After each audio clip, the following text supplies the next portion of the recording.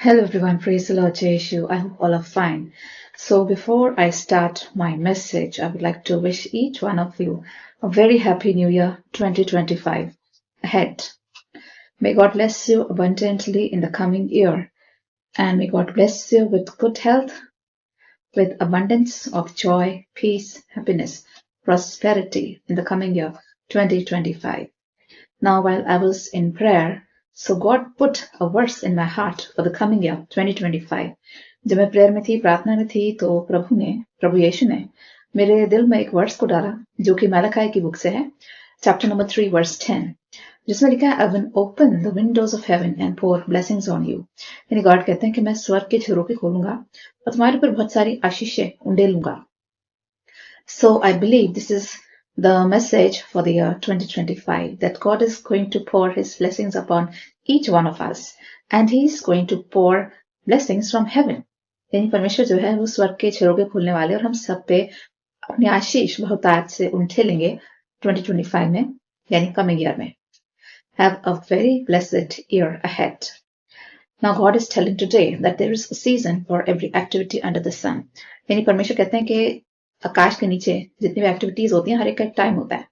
ऐसा इक्लेसियास्टिस chapter 3 verse 1 में Jesus कहते हैं, यानी गॉड कहते हैं कि जितने भी काम इस दुनिया में होते हैं, जितने एक्टिविटीज होती हैं, हर एक का एक समय होता है और परमेश्वर ने हर चीज का एक समय निर्धारित किया है. Which means God has destined time for every activity. यानी परमेश्वर ने हर चीज के लिए एक समय निर्धारित किया है. There is time set for every blessing in our lives. यानी हमें अपनी लाइफ में जितनी भी ब्लेसिंग्स मिलने वाली है, उन सब के लिए भी परमेश्वर ने एक समय नियुक्त किया है. यानी परमेश्वर चाहते हैं हमें हर तरह की ब्लेसिंग मिले, हर तरह की आशीष मिले, लेकिन उसके लिए उन्होंने एक टाइम रखा है. And now is the time, God says in 2025, which means God has prepared everything on time and God has set time for every blessing. यानी परमेश्वर ने हर ब्लेसिंग का एक समय निर्धारित करा है और ऐसा मेरा मानना है कि 2025 में God is speaking to my spirit that in 2025 your time is coming and God is going to pour blessings upon you. Now we have to patiently wait for our blessings. यानी हमें इंतजार करना है अपनी ब्लेसिंग्स के लिए, और वो भी पेशेंस के साथ, यानी सब्र के साथ हमें इंतजार करना है अपनी ब्लेसिंग्स के लिए. ऐसे लेमेंटेशन चैप्टर 3 वर्स 26 में लिखा है कि it is good to wait quietly for the salvation of God. यानी परमेश्वर के लिए जब हम वेट करते हैं तो शांति के साथ वेट करें, यानी कि अपना सब्र ना खो बैठे. अगर आपकी ब्लेसिंग्स लेट हो रही हैं, कुछ टाइम लग रहा है, तो अपना सब्र नहीं खोएं, बल्कि शांति से अपनी ब्लेसिंग्स की वेट करें. Lamentation 3:26 में लिखा है, Now when God works and moves, things happen very fast. यानी परमेश्वर जब हमें कोई ब्लेसिंग देने वाले होते हैं तो वो चीजें बड़ी जल्दी जल्दी बदलती हैं. घटनाक्रम बड़ी जल्दी जल्दी बदलता है जब गॉड हमें ब्लेसिंग देने पर आते हैं. Your blessings will come in a fraction of a second. यानी आप सोच भी नहीं पाएंगे, एक चमत्कार हो जाएगा, एक सेकंड के अंदर आपको आपकी ब्लेसिंग मिल जाएगी जिसके लिए आप सालों साल वेट कर रहे थे. When it's not happening, it's time consuming. And we think why this delay. यानी जब हम बहुत सालों तक प्रेयर करते हैं किसी चीज के लिए, किसी ब्लेसिंग के लिए, और जब वो पूरी नहीं होती तो हम सोचते हैं ऐसे डिले क्यों हो रहा है, यानी परमेश्वर इतना टाइम क्यों ले रहे हैं, मुझे ये ब्लेसिंग क्यों नहीं दे रहे. एंड उसके लिए बहुत ज्यादा टाइम कंज्यूम हो जाता है. कई बार क्या होता है, हम सालों साल तक प्रेयर करते हैं लेकिन वो चीज पूरी नहीं होती और हम सोचते हैं कि इतना टाइम क्यों लग रहा है, why God is taking so much time, why there is a delay. And we say why it's taking so much time. यानी कहते हैं इतना समय क्यों लग रहा है और परमेश्वर में क्यों नहीं ब्लेस कर रहे, इसके पीछे क्या कारण है. But God says at the right time, at the Lord will make it happen. यानी परमेश्वर कहते हैं मैं सही समय पर तुम्हें तुम्हारी आशीष दूंगा. ऐसा चैप्टर 60 वर्स 22 में गॉड कहते हैं, at the right time I'm going to bless you, which means God knows the right time for every blessing. यानी परमेश्वर को पता है कि हमें कौन सी चीज किस समय पर देनी है और गॉड ने हर ब्लेसिंग का समय निर्धारित करा है. यानी परमेश्वर चाहते हैं हमें से हर एक इंसान को आशीष मिले, वो चाहते हैं हमें प्रॉस्पेरिटी मिले, ब्लेसिंग्स मिले, हम तरक्की करें, सक्सेसफुल बने, लेकिन हर चीज के लिए उन्होंने टाइम रखा है. एंड लॉर्ड सेज कि मैं सही समय पर आपको आपकी आशीष दूंगा. At the right time at the Lord will make it happen. Isaiah 60 chapter verse 22 में गॉड कहते हैं, now it's the time for your most awaited blessing in 2025. यानी वो ब्लेसिंग जिसके आप सालों साल इंतजार कर रहे थे, वो अब आने वाली है 2025 में. It's going to happen very quickly in haste. यानी ये बहुत जल्दी जल्दी होगा. जब हमें गॉड बहुत बड़ी आशीष देते हैं तो बड़ी जल्दी जल्दी होता है, वो हेस्ट में होता है. एक्सोडस चैप्टर 12 वर्स 11 में भी लिखा है कि जब गॉड इजरायलियों को जब मिस्र से निकाल के लाते हैं तो गॉड उनसे कहते हैं कि तुम्हें जो आपको जो मीट खाना है, जो पास ओवर का खाना खाना है, वो हेस्ट में खाना है, यानी जल्दी जल्दी खाना है। तो लैम्ब को किल करते हैं सारे के सारे यहूदी लोग, और गॉड उनसे कहते हैं अपनी कमर को कस के, हाथ में लाठी लेकर और सैंडल्स पहन के, और उसको जल्दी जल्दी खाना है और उसके बाद यहाँ से भागना है, फारो की आर्मी से जल्दी जल्दी बच के दूर भागना है। तो गॉड उनको बहुत बड़ी आशीष दे रहे होते हैं, उनको उनकी लैंड ऑफ स्लेवरी से निकाल के ले जा रहे होते हैं, जहां वो गुलाम रखे गए थे मिस्र के देश में, वो गुलामी से आजाद कर रहे थे। तो गॉड उनसे कहते हैं कि जल्दी जल्दी तुमने मीट खाना है और जल्दी जल्दी भागना है पैरो की आर्मी से दूर। So this was the biggest blessing for them, क्योंकि वो 400 साल तक गुलामी में रहे थे और उनके लिए बहुत बड़ी आशीष थी कि वो आजाद हो रहे थे और अपने देश में, कनान में जा रहे थे, इजराइल में। And then God told them this is going to happen in haste. Haste means very fast. तो उसी तरह से जब गॉड हमें बहुत बड़ी आशीष देते हैं तो बहुत जल्दी जल्दी होता है, चीजें बड़ी जल्दी जल्दी पलटती हैं और चीजें हमारे फेवर में हो जाती हैं। God says when God is about to bless, He brings surprises, breakthroughs, blessings, opportunities, and that too in haste. यानी जब God जब हमें bless करते हैं तो बड़ी जल्दी जल्दी वो breakthroughs लेके आते हैं, वो opportunities लाते हैं, वो अचानक से ढेर सारी blessings देते हैं और एक के बाद एक घटनाक्रम बदलता है। You will not understand, suddenly things will happen. यानी आप सोच भी नहीं पाएंगे, एक के बाद एक events होते चले जाएंगे। You will say, I prayed for years and years and nothing happened. But how it is happening now? यानी आप कहेंगे कि मैं सालों साल प्रेयर करता रहा, ये हुआ नहीं, लेकिन अभी कैसे हो रहा है अचानक से, इतनी जल्दी जल्दी मुझे ये आशीष मिल रही है जो इतने सालों से रुकी हुई थी, वो इतनी जल्दी जल्दी कैसे हो रहा है? एक के बाद एक इवेंट्स हो रहे हैं, how it is happening so fast. तो God says there is a time for every blessing, यानी परमेश्वर में याद दिलाते हैं हर चीज का समय है, हर ब्लेसिंग का समय परमेश्वर ने निर्धारित किया है। You will wonder, God will pour blessings to you and He will bring people to bless you. यानी परमेश्वर आपके जीवन में नए नए लोगों को लेके आएंगे जो आपको ब्लेस करेंगे। कई बार तो आप उनको जानते भी नहीं होंगे, लेकिन वो आपको आशीष दे जाएंगे, आपको ब्लेसिंग दे जाएंगे, आपकी हेल्प कर देंगे। He will bring people to bless you. He will bring new opportunities. वो नई नई अपॉर्चुनिटीज को लेके आएंगे। He will open new doors that were closed for years. यानी वो ऐसे नए दरवाजे खोलेंगे जो सालों साल बंद थे। He will bring resources to you. वो आपको नए नए रिसोर्सेज देंगे और नए नए लोगों से मिलवाएंगे और आपकी ब्लेसिंग्स बड़ी तेजी से आएंगी।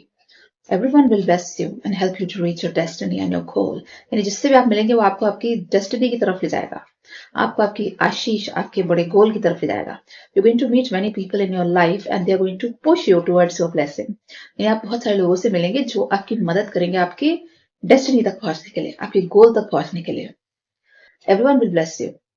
All the things work together for good of those who have been called according to His purpose. यानी बाइबल बताती है सारी बातें मिलकर भलाई उत्पन्न करती है उन लोगों के लिए जो परमेश्वर के बुलाए गए हैं। यानी यदि हम परमेश्वर के बुलाए गए हैं, परमेश्वर के चुने गए हैं, तो सारी चीजें हमारे फेवर में परमेश्वर पलट देते हैं। ऐसा रोमन्स चैप्टर 8 वर्स 28 में लिखा है that God knows how to turn things in our favor. यानी परमेश्वर जो है वो परिस्थितियों को हमारे फेवर में बदल देते हैं, किन लोगों के लिए, जिन्हें वो चुनते हैं अपने कार्य के लिए। अगर आप परमेश्वर के चुने हुए इंसान हैं तो परमेश्वर हर चीज को आपके फेवर में पलट देंगे जो कि आपके अगेंस्ट थी। Even when you get failures in your life, God use them as stepping stones to reach your destiny.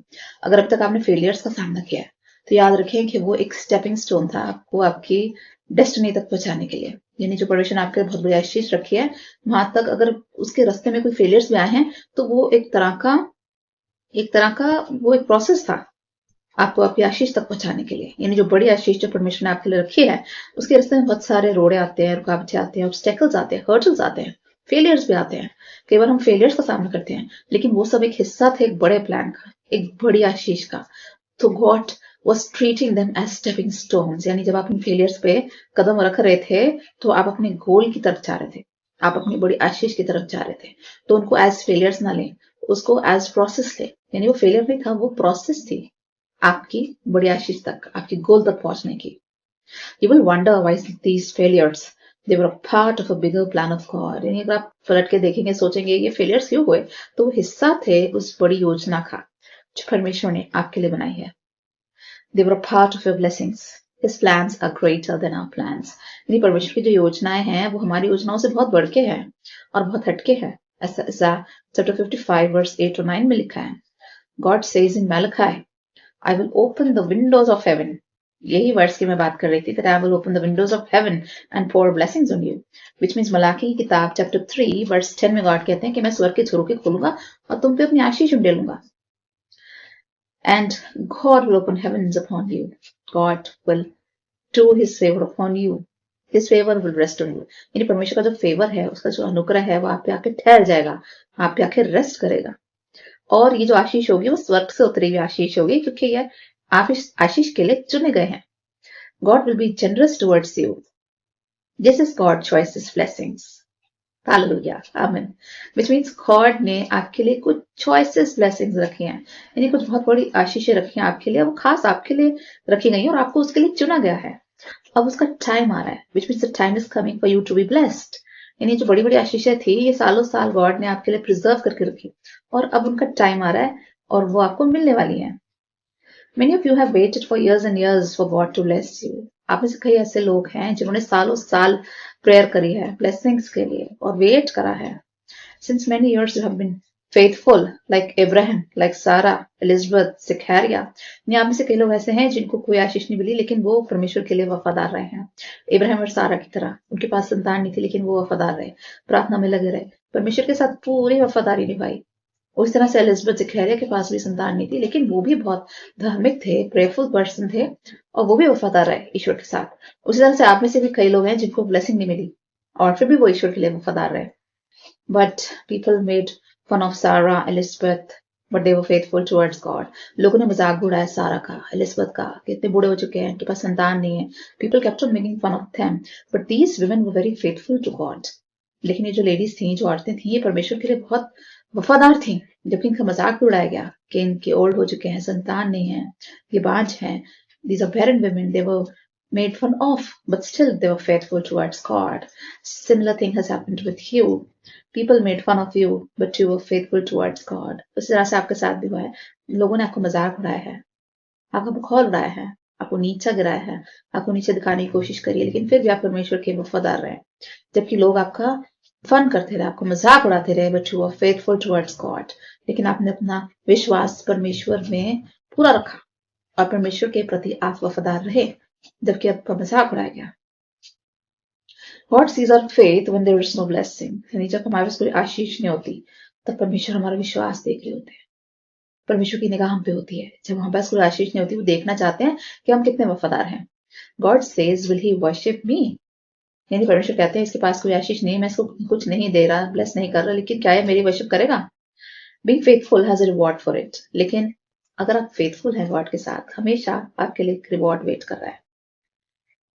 Abraham was counted righteous in the eyes of God. यानी अगर आप इब्राहिम की कहानी याद करें तो परमेश्वर ने उसे धर्मी गिना. ऐसा जेनेसिस चैप्टर 15 वर्स 6 में लिखा है. इब्राहिम जो था, उसके पास संतान नहीं थी, वो 100 साल का हो गया था, लेकिन फिर भी वो वफादार रहा ईश्वर के प्रति, और ये सब उसके लिए धार्मिकता गिनी गई. God sees our faithfulness in the times of trouble. यानी जब हम पे बहुत सारे ट्रबल्स होते हैं, मुसीबतें होती हैं, जब चारों तरफ से हम संकटों में घिरे होते हैं, तो परमेश्वर की निगाह हमारे फेथ पर होती है. परमेश्वर हमारा फेथ देख रहे होते हैं कि क्या ये अब भी प्रार्थना करेगा, कि अब भी दुआ करेगा, कि इसका विश्वास मुझ में है, कि मेरा साथ तो नहीं छोड़ेगा, कि मेरे पास रोज आएगा मुझसे मिलने प्रार्थना में. So God is watching over us. He is watching over our faith in the times of trouble. This man has no blessing, but still is worshiping God. This was said for Job. यानी जोब जो था, यूब जो था, old testament में character था, उसकी सारी blessings छिन जाती हैं, उसके बच्चे मर जाते हैं, और उसका घर तबाह हो जाता है, उसकी सारी धन दौलत सब नष्ट हो जाती है, उसके एनिमल्स मर जाते हैं, और वो गरीब बन जाता है, और वो सड़क पे बैठता है, उसके बॉडी में भी छाले हो जाते हैं, वो उनको खुजलता है, और उसके पास आके डॉग्स बैठ जाते हैं, वो स्ट्रीट पे बैठता है, वो सड़क पे बैठता है, और सब कुछ उसका छिन जाता है. उसके बाद भी वो ईश्वर का नाम लेता है, और गॉड प्रसन्न होकर कहते हैं कि this man has lost everything, still he is worshipping God. ऐसे जॉब चैप्टर 1 वर्स 21 में लिखा है. Then we are rewarded with double portion blessing. अय्यूब की तरह हमें भी डबल पोर्शन ब्लेसिंग मिलती है जब अपना संयम रखते हैं, जब हम सब्र रखते हैं, ईश्वर पे विश्वास रखते हैं, जब आसपास कोई आशीष नहीं आती, ब्लेसिंग नहीं आती, लेकिन हमारा फेथ, हमारा ईमान बरकरार रहता है, तब गॉड खुश होकर हमें दुगनी आशीष देते हैं. ऐसे जॉब चैप्टर 42 वर्स 12 में लिखा है. God says, I will bless you in double measures like Job. यानी परमेश्वर कहते हैं कि मैं तुम्हें दुगनी आशीष दूंगा, जितना तुमने खोया उसका दुगना तुम्हें मिलेगा, अय्यूब की तरह. ऐसे जॉब चैप्टर 42 वर्स 10-12 में लिखा है. This is called double portion blessing और डबल पोर्शन अनॉइंटिंग। इसको हम डबल पोर्शन ब्लेसिंग भी कहते हैं, डबल पोर्शन अनॉइंटिंग भी कहते हैं। यानी ईश्वर का अनुग्रह, उसकी अनॉइंटिंग आके हम पे ठहर जाती है, उसका पवित्र आत्मा पे ठहर जाता है और वो हमें ब्लेसिंग से भर देते हैं, हमारे जीवन आशीष से भर देते हैं जब हम वफादार रहते हैं अपने बुरे समय में भी। But God says that I will open the heavens and pour blessings on you. You will not even have enough space to store them. Which means परमेश्वर कहते हैं मैं तुम्हें इतनी आशीष दूंगा कि पास रखने की भी जगह नहीं रहेगी, कि आपके पास इतनी आशीष आएगी आप कहेंगे बस परमेश्वर बस कीजिए। यानी आपका हृदय खुशी से भर जाएगा, हर्षोल्लास से भर जाएगा और आप कहेंगे बस this is enough, this is more than enough. यानी आप कहेंगे कि बहुत ज्यादा है, मुझे बहुत ज्यादा मिल गया है, मैं इसके लायक भी नहीं था। you are going to speak out to God, you will be filled with joy। और परमेश्वर कहते हैं मैं इतनी आशीष दूंगा कि आपके पास रखने की भी जगह नहीं होगी, ऐसे मलाकी 3:10 में गॉड कहते हैं। Now for this we have to do certain things, यानी कि 2025 में कुछ चीजें हमें करनी है ताकि आशीष हमारे पास जल्दी जल्दी आए। We have to be very generous towards God। Malachi 3:10 में लिखा है bring your tithes to my storeroom, यानी कि हमें अपना जो टाइथ है, जो दशवांश है, वो चर्च में देना है, वो गॉड को देना है। अगर हम गॉड से आशीष चाहते हैं तो हमें गॉड को भी देना है। And we have to be honest with our tithes, यानी जो हमारा दशवांश होता है, जो इनकम का जो 10वां हिस्सा होता है, उसे ईमानदारी से गॉड को देना है, उसे चर्च में देना है। We have to give tithe to God generously and regularly doing our duties faithful towards God and church. यानी परमेश्वर के प्रति और चर्च के प्रति जो हमारी ड्यूटीज है, जो हमारा उत्तरदायित्व है, उसे निभाना है। We have to be generous towards people, यानी लोगों के प्रति भी जनरस होना है, लोगों के लिए दयालु होना है, उनकी हेल्प करनी है। You have to help people unconditionally, यानी लोगों की आप मदद करें अनकंडीशनली, बिना किसी कंडीशन के। मैथ्यू चैप्टर 6 वर्स 1 से 4 में लिखा है कि जिसे भी आप मिले उसकी हेल्प करें, उसे कभी खाली हाथ न जाने दें। Give to God what is God and give to Caesar what is Caesar. यहाँ पे मैथ्यू चैप्टर 22 वर्स 21 में जीसस कहते हैं जो परमेश्वर का है उसे परमेश्वर को दें, और जो सीजर का है उसे सीजर को दें। सीजर कौन था? He was a king of the time, यानी कि जो गवर्नमेंट का है टैक्स, उसे गवर्नमेंट को दें। और जो चर्च का टैक्स है, यानी टाइथ जो है, जो चर्च का हिस्सा है, जो चर्च डिजर्व करता है, वो चर्च में दें। और हमें अपना टैक्स भी टाइम पे देना है गवर्नमेंट को, और हम जो चर्च का हिस्सा है वो भी देना है, यानी टाइथ वो भी टाइम पर देना है चर्च में। यानी अपनी जो ड्यूटीज हैं उसे हम ईमानदारी से निभाएं, तब हम ब्लेसिंग्स के हकदार बनते हैं। Be regular with tithes, be sincere, honest, faithful in dealing with money। यानी जब आप मनी को हैंडल करते हैं, you have to be very sincere with it and remember we cannot be fool God। यानी टाइट्स में हम परमेश्वर को धोखा नहीं दे सकते, परमेश्वर सब जानते हैं। God is everywhere and he is watching each one of us। परमेश्वर हर जगह मौजूद है, वो हम सब पर देखते हैं, उनकी निगाह हम सब पे, और हमारे दिलों को भी जांचते हैं। God looks at heart। और हम टाइट्स के लिए वफादार नहीं है तो ये भी परमेश्वर देख रहे हैं। If you are faithful with little, God will make you ruler over more. यानी अगर आप थोड़ी चीजों में फेथफुल है तो परमेश्वर आपको बहुतायत चीजें देंगे और बहुत सारी चीजों पे आपको वो न्याय ठहराएंगे। Which means you will be a leader over many things if you are faithful in little things. अगर आप छोटी छोटी चीजों में वफादार हैं तो गॉड आपको बड़ी बड़ी आशीषें देंगे और उनके ऊपर आप राज करेंगे, ऐसे लूक चैप्टर 16 वर्स 10 में लिखा है। If you're honest with others' money, God will give your own money। यानी आप में से कई लोग ऐसे हैं जो ट्रेजरर्स हैं, जो मनी को हैंडल करते हैं, जो दूसरे लोगों के पैसे को हैंडल करते हैं। और अगर आप दूसरे लोगों के पैसों के साथ ईमानदार हैं तो गॉड हमें अपना खजाना देंगे जो हमारे लिए होगा, जैसे प्रोवर्ब्स चैप्टर 13 वर्स 11 में लिखा है। If you are faithful with others money, यानी जो ट्रेजरर्स होते हैं, जो पैसे का ध्यान रखते हैं, जिनके पास दूसरे का पैसा होता है, वो उसकी रखवाली करते हैं, अगर वो उस पैसे में वफादार रहते हैं तो remember God will give you your own treasure. यानी परमेश्वर आपको अपना खुद का खजाना देंगे यदि आप दूसरों के पैसों के साथ वफादार हैं और दूसरों के पैसों में आप चीट नहीं करते। यानी ऐसा नहीं है कि अगर आप ट्रेजरर हैं, खजांची हैं, तो आप उसमें से चीट करने लग जाएं, दूसरों के पैसों को हड़पने लग जाएं। अगर ये चीज हम ऐसा करते हैं तो हमारी ब्लेसिंग छिन जाती हैं।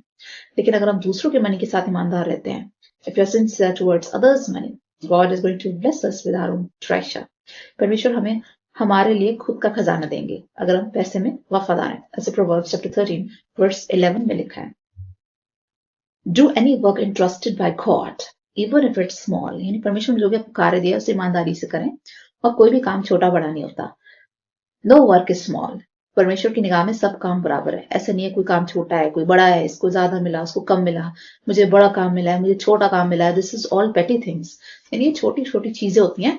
और परमेश्वर की निगाह में हर चीज बहुत इंपॉर्टेंस रखती है, और कोई काम परमेश्वर की निगाह में छोटा बड़ा नहीं है। जो काम आप परमेश्वर ने दिया है उसे ईमानदारी से करें तो आपको तरक्की मिलेगी। Whatever work God has entrusted you, do it with a clean heart and do it with sincerity. And God is going to make you ruler over many things. यानी परमेश्वर आपको हमेशा ऊंचा उठाएंगे और सक्सेसफुल बनाएंगे। Whatever you do it for the glory of God. जो भी आप काम करें उससे ईश्वर को महिमा मिले। Remember, we are here to give glory to God. God has sent us on this earth to proclaim His name and to give glory to His name. ये परमेश्वर ने हमें इस दुनिया में भेजा है ताकि हम परमेश्वर का नाम फैलाएं, उसका सुसमाचार फैलाएं, उसके नाम को महिमा दें।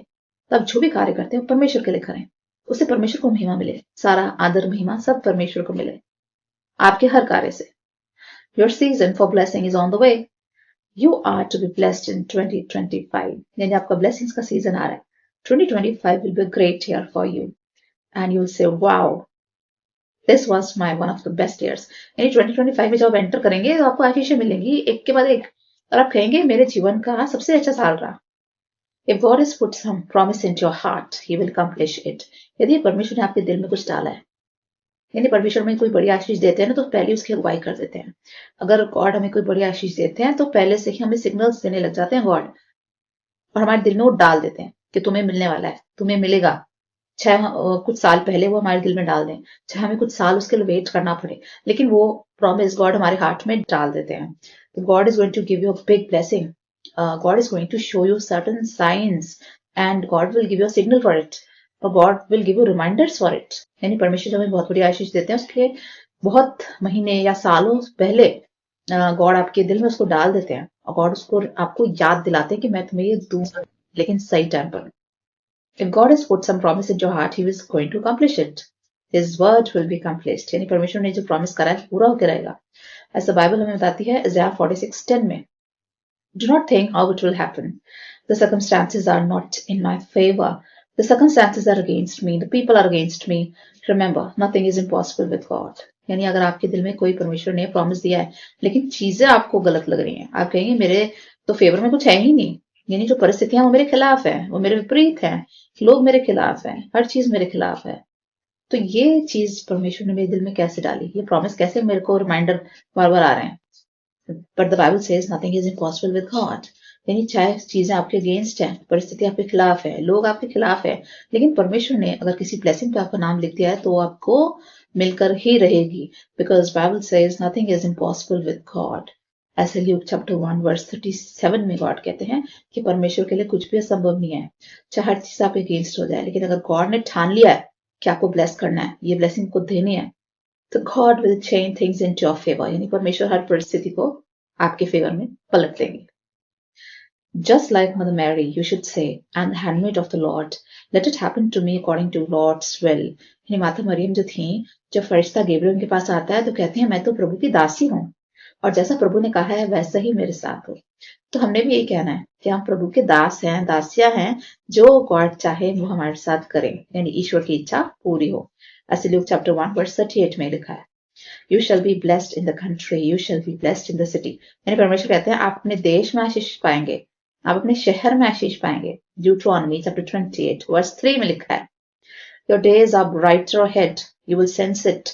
यानी जब आपके पास वो ब्लेसिंग आएगी ना तो आपकी सेंसेस जाग जाएंगी और आपको अपने आसपास कुछ चेंजेस नजर आएंगे। जब बहुत बड़ी आशीष आनी होती है ना तो गॉड पहले से ही वो दिखाने लग जाते हैं, उसके साइंस दिखाते हैं। You will sense it. यानी वो आप पहले से आपको आभास हो जाएगा, आपको एहसास हो जाएगा कि कुछ होने वाला है, कुछ बहुत बड़ा चेंज आने वाला है। You will see positivity around you. You will see signs. आपके आसपास आपको माहौल दिखेगा पॉजिटिविटी का, आपको कुछ साइंस दिखेंगे, कुछ गॉड आपको इशारा देंगे, कुछ ऐसी अद्भुत चीजें दिखेंगी जिनको जो एक इशारा करेंगे कि आपकी ब्लेसिंग बस पहुंचने वाली है। God will show positivity, He will show signs, and you will say, It is the Lord's doing. It is marvelous in our eyes. और जब वो आशीष आपको मिलेगी आप कहेंगे ये तो परमेश्वर ने ही किया है, क्योंकि मेरे बस का नहीं था। क्योंकि आप कहेंगे ये मैं तो इसके लायक ही नहीं था, मैंने तो कोई तैयारी नहीं करी, ये कैसे हुआ। You will say, I don't deserve this blessing. How did this happen? ये आपके मुंह से शब्द निकलेंगे, this is Lord's doing. यानी ये कार्य परमेश्वर का किया हुआ है, ऐसा आपके मुख से निकलेगा। ऐसा साम 118 वर्स 23-24 में लिखा है कि जब आपके पास बहुत बड़ी ब्लेसिंग आएगी तो आप कहेंगे ये तो परमेश्वर का किया हुआ काम है, मैं इसके लायक नहीं था, मैं ये अपने बलबूते पे नहीं कर सकता था, ये कैसे हुआ? आप कहेंगे ये परमेश्वर की ब्लेसिंग है, it is the Lord's doing, ये प्रभु ने मेरे लिए किया है, and it is marvellous in our eyes. और आप कहेंगे कि मैं देखकर प्रसन्न हूं, चकित हूं, और मेरी आंखें इस ब्लेसिंग को देख रही हैं तो मेरी आंखें धन्य हैं, क्योंकि मैंने प्रभु का कार्य अपने जीवन में देखा, और जबकि मैं उसे नहीं कर सकता था, मैं उसके लायक भी नहीं था, अपने बलबूते पे इम्पॉसिबल था, कि ये कार्य मेरे लिए परमेश्वर ने किया है। Your barns will always be full. परमेश्वर कहते हैं कि आपके जो खत्ते हैं वो हमेशा भरे रहेंगे, आपके घर में कभी किसी चीज की, भली वस्तु की कमी नहीं होगी, आपके घर अनाज से भरा रहेगा, और आपके घर ब्लेसिंग से भरा रहेगा, आपके घर में किसी भली वस्तु की कमी नहीं होगी। गॉड कहते हैं प्रोवर्ब्स चैप्टर 3 वर्स 10 में, you shall be a lender and not a borrower, यानी कि आप कर्जा देने वाले बनेंगे, लेने वाले नहीं। आपके हाथ हमेशा ऐसे रहेंगे, ऐसे नहीं, क्योंकि जो हाथ फैलाता है वो लेता है, और जो देता है उसके हाथ हमेशा बंद होते हैं, उसकी मुट्ठी बंद होती है। तो आपकी मुट्ठी हमेशा बंद रहेगी, विच मीन्स आप देने वाले बनेंगे, और आपके हाथ कभी ऐसे नहीं होंगे, आप लेने वाले नहीं बनेंगे, विच मीन्स आप दूसरों को कर्जा देंगे। You will be a lender and never a borrower, और आप कभी कर्जा लेंगे नहीं, हमेशा दूसरे को देंगे, विच मीन्स आपके पास इतनी ब्लेसिंग होगी कि आप दूसरों को बांटेंगे। You will be a blessing for others. Deuteronomy chapter 15 verse 6 में लिखा है कि गॉड आपको दूसरों के लिए आशीष बनाएंगे। आपके पास इतनी आशीष होगी कि आप उसको बांटने लग जाएंगे, आप कहेंगे किसी और का भी भला हो जाए, और आप देने वाले बनेंगे, आप लेने वाले नहीं बनेंगे। You will always give and not take. You will be under Lord's favor. Lord's favor, mercy will rest on you. यानी परमेश्वर आपको इतना फेवर देंगे, इतना अनुग्रह देंगे, इतनी आशीष देंगे कि आपका दिल करेगा कि वो दूसरों तक पहुंचाएं, दूसरों में बांटे। And you will always be a giver and not a taker. यानी आप हमेशा देने वाले होंगे, लेने वाले कभी नहीं होंगे। I will have mercy on whom I will have mercy.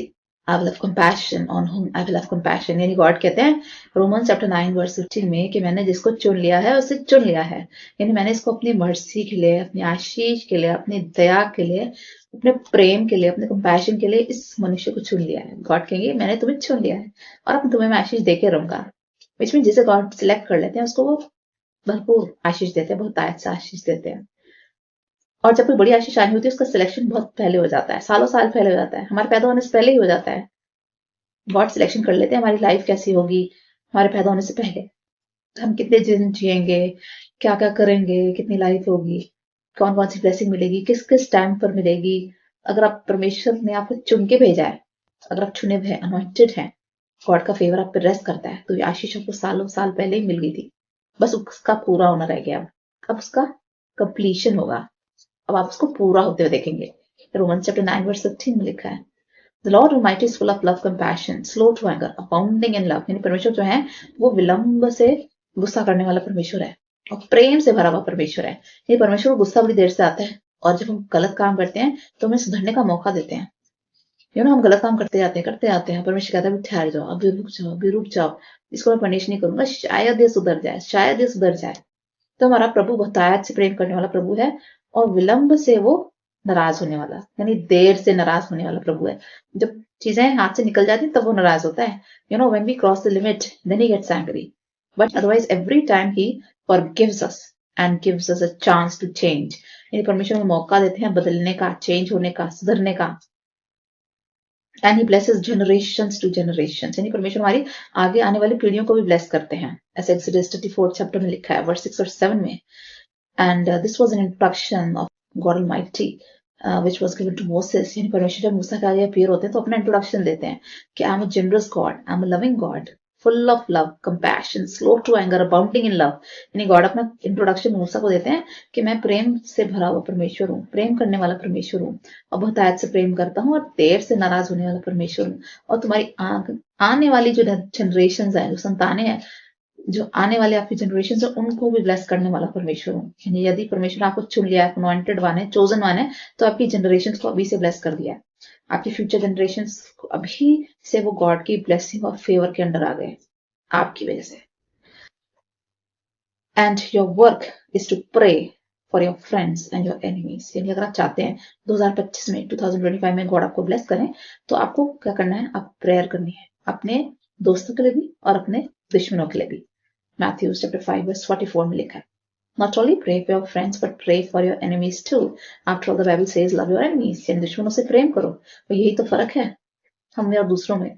यानी इसलिए तो हम परमेश्वर की संतान कहलाते हैं, महाप्रतापी परमेश्वर की संतान. क्यों? क्योंकि अपने दुश्मन से भी हम प्रेम करते हैं और दुश्मन से बदला नहीं लेते, बल्कि उसको प्रेम से आशीष देते हैं, उसके लिए प्रार्थना करते हैं, दुआ करते हैं. Remember, Job prayed for his friends and was blessed. Even though he was criticized, his friends abused him, but Job prayed for them.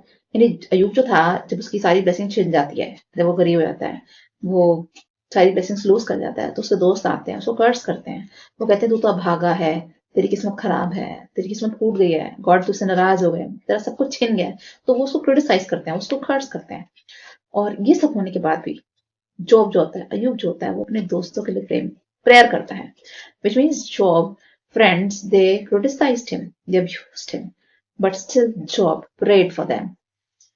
And God blessed him in double measures. और जब परमेश्वर अयूब का जब नेचर देखते हैं कि उसके दोस्त उसको कितना क्रिटिसाइज करते हैं, उसके बाद भी उनके लिए प्रेयर कर रहा है, और उसके दोस्त गुस्से में गॉड के अगेंस्ट भी बोल जाते हैं, तो उसके बाद भी वो उनके लिए प्रेयर करता है और गॉड से माफी मांगता है कि मेरे दोस्तों को माफ कर दो. तो गॉड उसका आचरण देख के इतने खुश होते हैं कि उसको डबल पोर्शन ब्लेसिंग देते हैं. यानी जितना उसने खोया था उसने उसको दुगना आशीष देते हैं. As a Job 42 chapter verse 10 में लिखा है, if you want blessings from God in 2025, you have to do certain things. Firstly, repent from your sin. अगर आप चाहते हैं 2025 में गॉड आपको ब्लेस करे, सबसे पहले अपने गुनाहों से माफी मांगे, अपने गुनाहों से तौबा करें. Acts chapter 3 verse 19 में लिखा है. Next thing you have to do is to pray for your enemies. ऐसा Matthew chapter 5 verse 44 में लिखा है, अपने दुश्मनों के लिए प्रार्थना करें. Pray for your friends, अपने दोस्तों के लिए प्रार्थना करें. ऐसा Job chapter 42 verse 10 में लिखा है. And last but not the least, just bless the poor and help the poor. और जो गरीब हैं, जो जरूरतमंद हैं, जिनके पास कुछ भी नहीं है, जो गरीब से भी गरीब हैं, उनकी हेल्प करें. अपने दोस्तों की तो हेल्प सब करते हैं, अपने रिश्तेदारों की हेल्प सब करते हैं. हमारे दोस्त, हमारे रिश्तेदार, वो सब पैसे वाले रईस होते हैं, हम उनकी हेल्प कर जाते हैं. लेकिन ऐसा करने में हम गरीबों को भूल जाते हैं. तो हमें किसकी हेल्प करनी है? जो गरीब से गरीब है, जो जरूरतमंद है, जो अपने बलबूते पे खड़ा नहीं हो सकता, उसकी हेल्प करें. ऐसा Psalm 82 चैप्टर वर्स 3 में लिखा है. मतलब सबसे निचले लोगों को जो उठाता है, जिनकी मदद करता है, वो ईश्वर के हृदय को छूता है. When we help the poor, the needy, the underprivileged, you touch the heart of God. यानी किसी गरीब की हेल्प करना, किसी जरूरतमंद की हेल्प करना, यानी ईश्वर के हृदय को पिघलाना. Because Jesus said, whatever you do to the least of the people, you do to me. Jesus कहते हैं जो तुम निचले से निचले इंसान के साथ जो करते हो, मेरे साथ करते हो. After all, we are all children of God. हम सब ईश्वर की संतान हैं. कोई अमीर घर में पैदा हो जाता है, कोई गरीब घर में पैदा हो जाता है, लेकिन आए तो हम सब एक ही जगह से हैं, स्वर्ग से आए हैं, और सब परमेश्वर के बच्चे हैं, सब बराबर हैं. कोई अमीर गरीब नहीं है, कोई बड़ा छोटा नहीं है. तो हम किसी के जरूरतमंद की हेल्प करते हैं तो परमेश्वर का हृदय को हम छूते हैं, क्योंकि वो भी परमेश्वर की संतान है, हम भी परमेश्वर की संतान है. तो परमेश्वर की एक संतान जब दूसरे की मदद करता है, we touch the heart of God and the heart of God is moved. परमेश्वर का हृदय पिघलता है और वो आपको बहुतायत से आशीष देते हैं. You will see the goodness of God in the land of the living. यानी जब आप ये सब काम करते हैं, दोस्तों के लिए प्रेयर करना, दुश्मनों के लिए प्रेयर करना, अपने पापों से अंगीकार करना, पापों से माफी मांगना और गरीबों की हेल्प करना, जरूरतमंद की हेल्प करना, तो आप बहुत सारी आशीष के बायस बनते हैं. Which means you deserve a lot of blessings from God in 2025. And the Bible says you will see the goodness of the Lord in the land of the living. यानी आप परमेश्वर की अच्छाई को देखेंगे, उसके अच्छे कार्यों को होते हुए देखेंगे अपने आसपास 2025 में. ऐसा Psalm 27 वर्स 13 में भी लिखा है कि आप देखेंगे परमेश्वर का आचरण, उसकी अच्छाई, उसकी धार्मिकता अपने आसपास, उसकी आशीष, उसकी ब्लेसिंग्स अपने आसपास पूरी होती हुई देखेंगे 2025 में. I would like to pray for all of you. Heavenly Father, we come before you with our prayers. Father God, we thank you so much for this beautiful message that you gave us today regarding the coming year 2025, that you're going to bless us abundantly in the coming year 2025. And as your word says, that you're going to open the windows of heaven and you're going to pour out blessings upon us abundantly in abundant measures. Father God, first of all, we thank you so much for the year that is passing by 2024, that you blessed us abundantly in 2024. You kept us alive. You kept us in good health. You blessed us in every area of our life. Similarly, Father God, we pray that you're going to bless us in 2025 also, that you're going to fulfill all our plans and dreams, and whatever we could not accomplish in last year, that you're going to accomplish for us in 2025.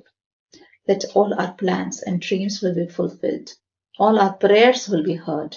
Your heart will be moved, and you're going to leave a lot of blessings for us. Father God, we seek your presence in our lives. First of all, Father God, we seek your hand upon our lives. That your hand is going to rest on us. Your favor is going to rest on us. Your mercy, your compassion is going to rest upon us. Your forgiveness is going to rest upon us. And you're going to change our lives. You're going to make us a better human being in 2025. Help us to be generous, loving, compassionate towards the needy ones, towards the underprivileged, the orphan, the widows, the fatherless. Help us to be compassionate towards the handicapped also. Father God, we pray that you're going to bless the children abundantly in 2025. You're going to help them in their studies. You're going to help them to accomplish all their dreams. That you're going to help all those who are seeking jobs, that they will be blessed with good jobs. That you're going to bless people with promotions in 2025. You're going to deliver people from the clutches of sin, from the clutches of devil in 2025. That you're going to see the goodness of the Lord in the land of the living. Whatever works we could not do in 24, you're going to accomplish for us in 2025. Father God, we pray for the elderly people, the middle-aged, the senior citizens, that you're going to bless them abundantly with good health and long life. We pray, Father God, that you're going to be with us and you're going to guide us always on the path of truth, for you are the way, the truth, and life. We pray that your Holy Spirit is going to rest upon each one of us, and the Holy Spirit is going to abide in our hearts. It will guide us always. Bless each one of us with your divine wisdom and knowledge. Bless us with the gifts of the Holy Spirit. Father God, we give all glory and honor to your name. We ask this prayer through Jesus Christ, Lord. Amen. I hope this message will be a big blessing for all of you. So always remember that your better days are coming ahead. And God is going to open windows and going to bless you in 2025. So have a blessed year ahead. Once again, Happy New Year to all of you.